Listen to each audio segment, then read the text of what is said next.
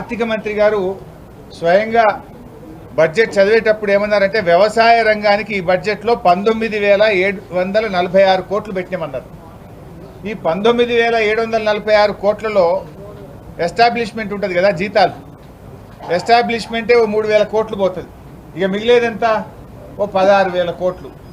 మరి 16,000 కోట్లలో రైతు భరోసా ఎట్లా వస్తుంది, రుణమాఫీ ఎట్లా చేస్తారు, రైతు బీమాకు నిధులు ఎక్కడివి, బోనస్ ఎట్లా అమలు చేస్తారు, మరి అదేవిధంగా పంటల బీమా ఎట్లా చేస్తారు, ఫామ్ మెకనైజేషన్కు నిధులు ఎక్కడివి అంటే మొత్తంగా ఈ రైతులకు మొండి చేయి చూపించింది కాంగ్రెస్ పార్టీ.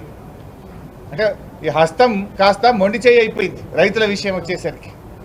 ఇలా రైతు భరోసా రాష్ట్రంలో 1,50,00,000 ఎకరాల భూమి ఉన్నది.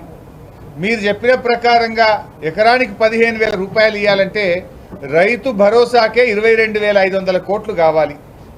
రుణమాఫీ ఆ రోజు మీరేం చెప్పారు, డిసెంబర్ 9వ తేదీననే 2 లక్షల రూపాయల రుణమాఫీ చేస్తామని రైతులకు నమ్మించే ప్రయత్నం చేసినారు.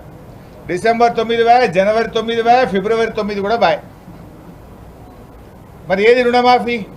పోనీ బడ్జెట్లోనైనా ఏమైనా పెడతారేమో, రుణమాఫీ గురించి ఇలా ప్రకటన వస్తుందేమో అని ఎంతో ఆశగా ఎదురు చూసిన రైతులకు తీవ్రమైన నిరాశ మిగిల్చింది ఈ బడ్జెట్.